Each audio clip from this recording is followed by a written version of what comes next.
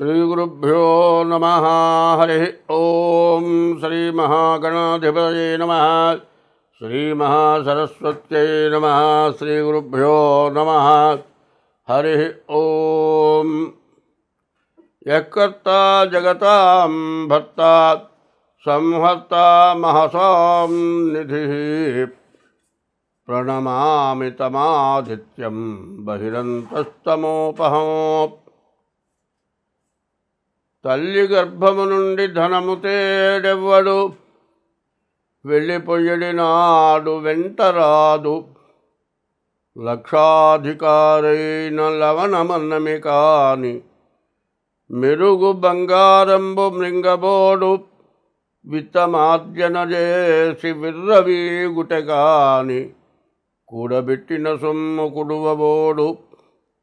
పొందుగా మరుగైన భూమిలో పలబెట్టి దాన ధర్మములేక దాచి దాచి తుదకు దొంగలకిత్తురో దొరలకవునో. తేనె దుంటీగలియవా తెరవరులకు భూషణ వికాస శ్రీ ధర్మపుర నివాస దుష్ట సంహార నరసింహ దురిత దూర. 2025 కొత్త సంవత్సరం ప్రారంభమైంది. మనం ముందుగా ఏప్రిల్ 1 దగ్గర నుంచి ఏప్రిల్ నెల 25వ సంవత్సరం ఏప్రిల్ నెల మాస ఫలితాలు చెప్పుకుందాం. దానికి ముందు 2025వ సంవత్సరం ఏప్రిల్ నెల 10వ రాశి మకర రాశి. ఈ మకర రాశికి ఏలినాటి శని జరిగింది. 5 సంవత్సరాల నుంచి వీళ్ళు పడ్డ నష్టం మామూలు నష్టం కాదు. పూర్తిగా సర్వస్వం కోల్పోయినారు. ఆస్తులు ఉన్న పేరుకు ఉన్నట్లే. ఆస్తులు తాకట్లలో ఎక్కువ వడ్డీలకు తెచ్చుకొని ఉంటారు. ఆస్తులు బాకీలు తీర్చి స్వాధీనం చేసుకుంటారు కూడా.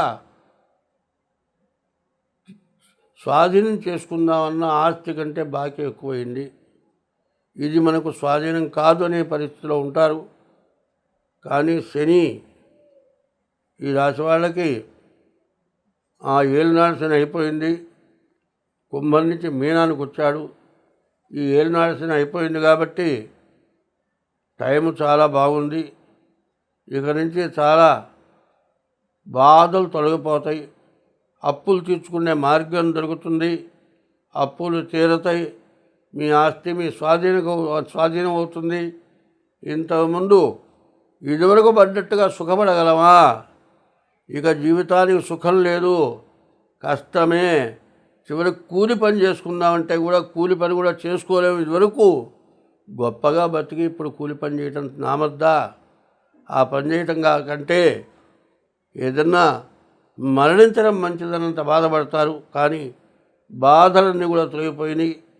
మంచి రోజులు వచ్చినాయి. చాలా బాగుంది. వివాహం కావాల్సిన వాళ్ళకి వివాహం అవుతుంది. మోటార్ ఫీల్డ్ వాళ్ళకి ఈ మోటార్ సంబంధించిన ఆదాయం బాగుంటుంది.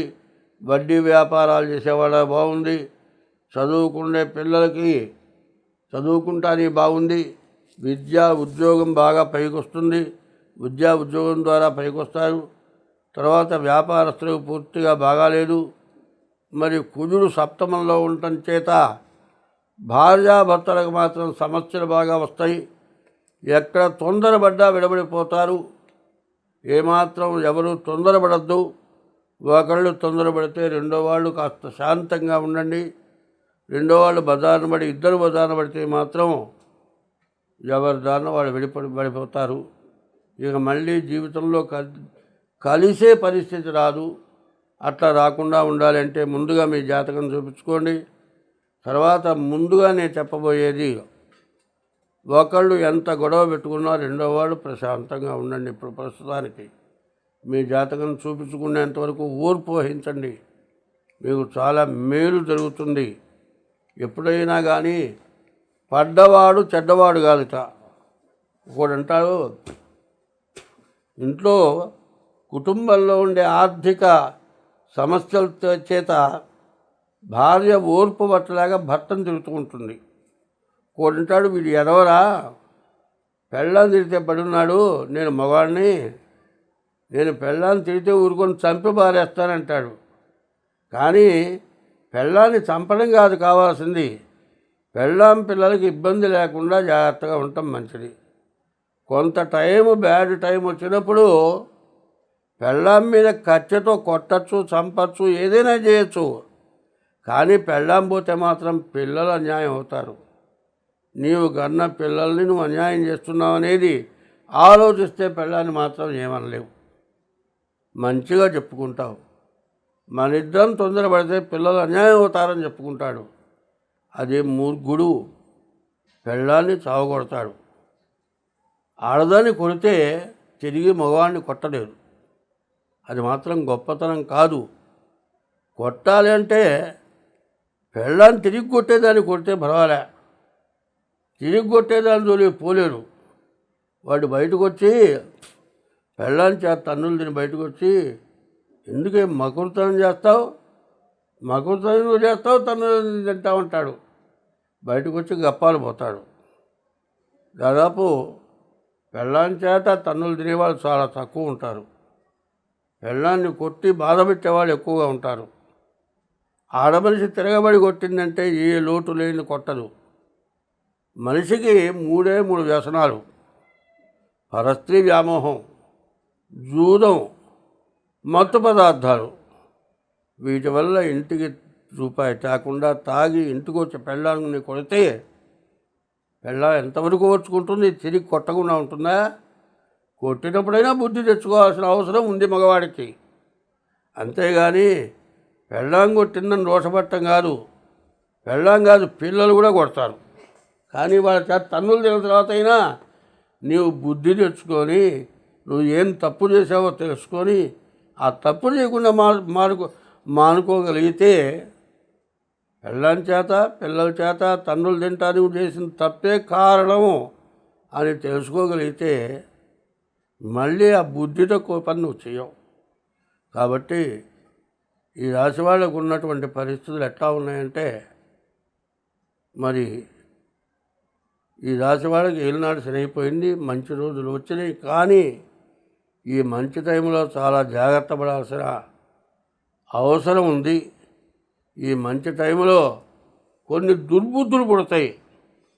ఈ దుర్బుద్ధులు ఎట్లా ఉంటాయంటే, ఇంట్లో ఉన్న పెళ్ళాం కంటే పరస్త్రీ అనాకారి అండగత్తెలా కనబడుతుంది. దానివల్ల కాపరం నాశనం చేసుకునే పరిస్థితులు వస్తాయి. కాబట్టి వాటి నుంచి బయటపడాలి అనుకుంటే ముందు డేట్ ఆఫ్ బర్త్ ద్వారా జాతకం చూపించుకోండి. అనవసరమైనవి కొత్తవి కొనుక్కొచ్చుకోవద్దు. ఎన్నాళ్ళంచే బాధపడ్డారు, బాధ తీరిన తర్వాత కొత్త బాధ తెచ్చుకోవద్దు. ఒక చిన్న విషయాన్ని చెప్పుకుందాం. ఇప్పుడు పద్యం చెప్పాను, తల్లి గర్భం నుంచి బయటపడేటప్పుడు ఎవడు కూడా ధనం తేలేదు. చివరికి ఎంత సంపాదించినా, ఎన్ని లక్షలు కోట్లు సంపాదించినా వెళ్ళిపోయేటప్పుడు మాత్రం, ఇక్కడి నుంచి వెళ్ళిపోయేటప్పుడు మాత్రం ఏమి కనీసం కట్టుకున్న గుడ్డ కూడా తీసుకొని వెళ్ళడు. లక్షాధికారైనా కోటీశ్వరుడైనా అన్నం, ఆ అన్నంలో కూడా అన్నము పప్పు కూరలు తింటున్నాం అనుకోండి, దాంట్లో కాస్త అంత ఉప్పు లేకుండా తినలేడు.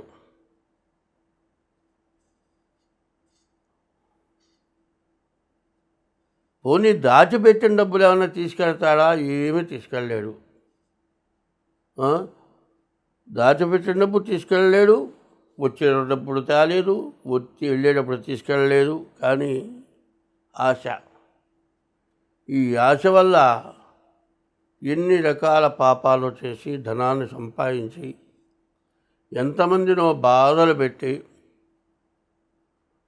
ఒక బంగారపు ఒక పెద్ద కొండ ఉందనుకోండి, ఆ కొండ మీద కూర్చున్నాడు. బంగారం ఏమైనా తింటాడో? ఏమీ తినలేడు. పోనీ బంగారం కానీ డబ్బు కానీ వాడి దగ్గర ఉందనుకోండి, ఎక్కడ దొంగలు వస్తారో, ఎవరు దోచుకుపోతారో, ఏమవుతుందో నిద్ర లేకుండా తన భయపడుతూ తన చుట్టూతో కాపలా పెట్టుకుంటాడు. అదే కావాలి సంపాదించుకోవాలి అనేటువంటి ఉద్దేశం లేనివాడు ఎవడైనా సరే వేళకంత అన్నం దొరికితే చాలనుకునేవాడు తను ఉంటే తింటాడు, లేకపోతే ఎవరినన్నా పోయి అమ్మ ఆకలి అవుతుంది అన్నం పెట్టమంటాడు. ఆకలి అవుతుంది అన్నం పెట్టమంటే పెట్టని వాళ్ళు అంటూ ఉండరు. హాయిగా కడుపు నిండా తిని కంటి నిండా నిద్రపోతాడు. వాడికి ఎటువంటి పాపం ఉండదు. మళ్ళీ జన్మంటూ వస్తే మంచి ఉత్తమమైన జన్మ వస్తుంది. కానీ ఇప్పుడు 2024 నుంచి 2027 వరకు కూడా పరిస్థితులు ఎట్లా ఉన్నాయంటే మనకంటే ఎక్కువ వాడిని చూసి మనం అంత స్థాయికి ఎట్లా ఎదుగుదాం అని ఆలోచన తప్పితే మనకంటే తక్కువ వాడిని చూసి వాడికంటే బాగున్నాం, మనం తింటూ ఊరి పెడదాం అనే ఆలోచన లేకుండా ఆశ, విపరీతమైన ఆశ, దురాశ, దాంతో అందరినీ కూడా దోచుకొని అందరినీ బాధలు పెట్టి అందరికీ కూడా భయం కలిగించేటట్లుగా శత్రువైపోయి మరి బలహీనుడు భయపడి బలంగలవాడు భయపెట్టి రాజ్యంలో, దేశంలో, విదేశాల్లో, ప్రపంచ దేశాల్లో విపరీతమైన ఆశతోటి దోచుకుంటూ ఉంటే కొంతమంది చిన్నవాళ్ళు దుర్మార్గుల వాళ్ళు కూడా కొంతమంది కలిసి బాగున్న వాడిని ఎట్టా జయించాలి అని వాడి మీద యుద్ధం చేసి మనకంటే పైన ఉన్నవాడిని నాశనం చేయటం, ఇట్లాంటి పనులు జరుగుతూ దేశమంతా కూడా క్షోభపడి ఇంతకుముందే మరి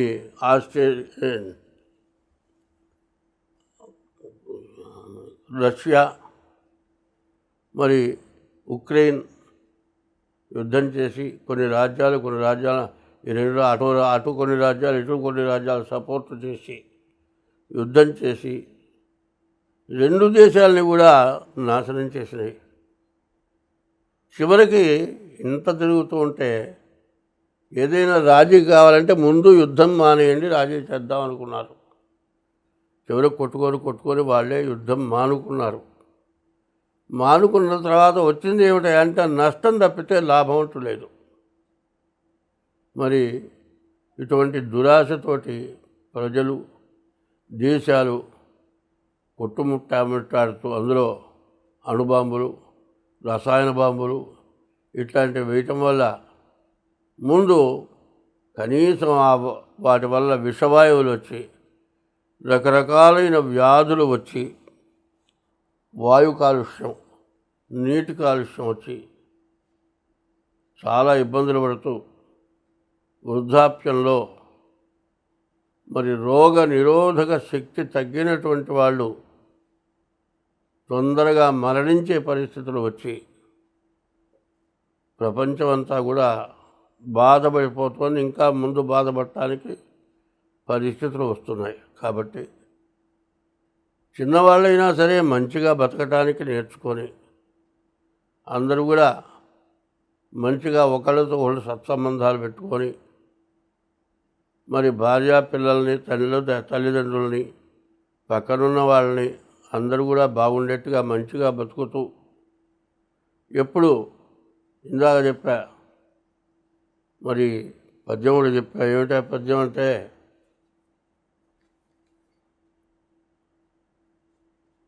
తల్లి గర్భం నుండి ధనము తేలేదెవడు, పోయేటప్పుడు తీసుకుపోలేదు. తల్లి గర్భంలో నుంచి బయటకు వచ్చిన తర్వాత ధనం సంపాదించాడు, ధనం మొత్తం ఇక్కడే వదిలేసిపోయినాడు. ఎవడు ఒక్కడైనా సరే ధనం తీసుకొని పోలే. కాబట్టి ఇక్కడి నుంచి వెళ్ళేటప్పుడు తీసుకెళ్ళేది పుణ్యం అనేది తీసుకెళ్తారు. ధనం ఎవరైతే ఎక్కువ సంపాదిస్తారో దురాగతంగా సంపాదించడమే, వాళ్ళు యమలోకానికి పోవటమే. ధనం మీద దురాశ కలిగి విపరీతంగా సంపాదించి చివరికి పోయేటప్పుడు వదిలిపెట్టి నరకానికి పోవటం జరుగుతుంది. ఆ దురాశ, దుర్మార్గమైన సంపాదన, ఒకరి యందు ఒకరికి దురభిప్రాయం లేకుండా ఉండటం చాలా అవసరం. ఎందుకంటే ఇప్పుడు నవనాయకులు గ్రహాలు, 9 గ్రహాలు నవనాయకులు. ఈ నవనాయకుల్లో మరి 3 స్థానాలే శుభగ్రహాలకు వచ్చినాయి.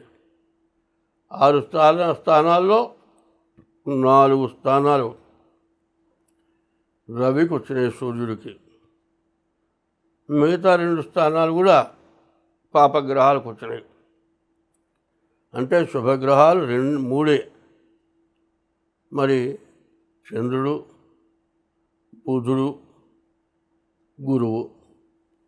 ఈ శుభగ్రహాలు తక్కువగా ఉంటాం, పాపగ్రహాల బలం ఎక్కువ ఉండటం చేత దేశంలో అల్లకలలు రావడానికి సిద్ధంగా ఉంది. కాబట్టి ఎవరికి వాళ్ళు ఎట్లా అంటే, ఒక తండ్రి చెప్పాడు, ఒక 7 కట్టెలు తీసుకొచ్చాడు.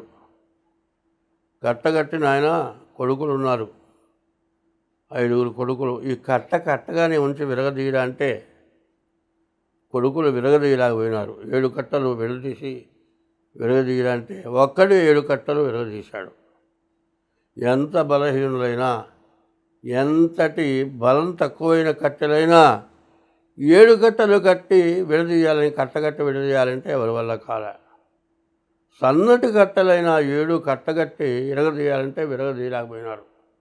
అట్లాగే బలహీనులు, ఏమీ చేయలేని వాళ్ళు, ఏమీ చేయలేమనుకోకుండా అందరూ కూడా మంచిగా ఉంటూ ఒకళ్ళకొకరు సహకరించు దైవభక్తి కలిగి ఉండటం, ఇట్లా చేయటం వల్ల చెడుని నిర్మూలించడానికి బాగా అవకాశం ఉంది. కాబట్టి మంచి కావాలనుకునేవాడు ఎంతటి నిష్ఠాదరిద్రులైనా సరే కొంతమంది కలిస్తే చెడుని నిర్మూలించగలరు. కాబట్టి ఇది బాగా ఆలోచించండి. ఇది చెప్పేది మాత్రం తప్పు కాదు. 7 కట్టెలు కట్టగా ఎట్లా విరగదీయలేరో, విడదీస్తే ఎట్లా విరగదీయగలరో, అట్లాగే బీదవాళ్ళు విడిగా ఉంటే దుర్మార్గులకి బహుతేలిక. బీదవాళ్ళు ఏ రోజుకు ఆ రోజు బతికేవాళ్ళు ఒక కట్టుగా ఉంటే దుర్మార్గులు ఏమీ చేయలేరు. కాబట్టి ఎప్పుడు కూడా తల్లిని తండ్రిని అన్నం పెట్టి పోషించి బాధ లేకుండా ఉంచుతూ, భార్యకు ఎటువంటి కష్టం కలగకుండా చేసుకుంటూ, తన వృత్తి తను చేసుకుంటూ, పిల్లల్ని తల్లిదండ్రులని పోషించుకుంటూ, ధర్మంగా బతుకుతూ, ధర్మో రక్షతి రక్షిత అని ఉంది. ధర్మాన్ని మనం రక్షిస్తే ధర్మం మనల్ని రక్షిస్తుంది. ధర్మస్య జయోస్తు అన్నారు. ధర్మం ఎప్పుడూ జయిస్తుంది. అధర్మస్య నాశోస్తు, అధర్మం నాశనం అవుతుంది. ప్రాణిషు సద్భావనాస్తు, ఎటువంటి జీవరాశినైనా సరే చంపేటువంటి స్వభావం లేకుండా, చీమనైనా సరే. మరి చిన్నపిల్లలు చిన్న పాఠాల్లో వచ్చింది. మరి ఒక చీమ బోయవాడు చెట్టు మీద ఉన్నటువంటి రామచిలకని బాణం ఎక్కువబెట్టాడు. ఒక గండు చీమ చూసింది, వాడి బొటను వేలును చురుక్కుమని ఎట్టుకొట్టింది. బాణం ఎక్కువబెట్టిన బాణం వేశాడు, కానీ రామచిలక తగలలేదు, పక్కకి తప్పుకుపోయింది. మరి రామచిలక గండు జీవ చేసిన పనికి సంతోషించింది. అట్లాగే ఒకప్పుడు గండు చీమ వరద నీళ్ళలో కొట్టుకుపోతుంది. రామచిలక ఒక చెట్టు ఆకుని కోసుకొని నోటితో పట్టుకొని వచ్చింది. మరి గండు చీమ దగ్గర ఆకు పెట్టింది. చిన్నగా గండు చీమ, నీటిలో కొట్టుకుపోయే గండు చీమ ఆ ఆకులోకి ఎక్కింది. ఆ గండు చీమని రామచిలక నోటితో పట్టుకొని తీసుకొచ్చి యువతలో పెట్టింది. నీటిలో కొట్టుకుపోయే గండు చీమని రామచిలక రక్షించింది. బోయేవాడు ఎక్కువ పెట్టి కొడుతూ ఉన్నటువంటి రామచిలక గురి తప్పటానికి గండు చీమ బోయవాడి కాలు కొరికి రామచిలకను రక్షించండి. చూడండి, రామచిలకకి గండు చీమకి అవినాభావ సంబంధం ఏందో చూడండి. నీళ్ళల్లో కొట్టుకుపోయే గండు చీమని రామచిలక రక్షించింది. బోయవాడి చేత చంపబడుతూ ఉన్నటువంటి రామచిలకని గండు చీమ రక్షించండి. అట్లాగే మంచి వాళ్ళందరూ కూడా మంచిగా ఒకరితో కూడా సత్సంబంధంగా ఉండి మంచివాళ్ళు చెప్పే మాటలు వింటూ ఉంటే ఎటువంటి దురాగతాన్నైనా జయించి అభివృద్ధిని పొందుతారు. అందరం బాగుంటాం. స్వస్తి.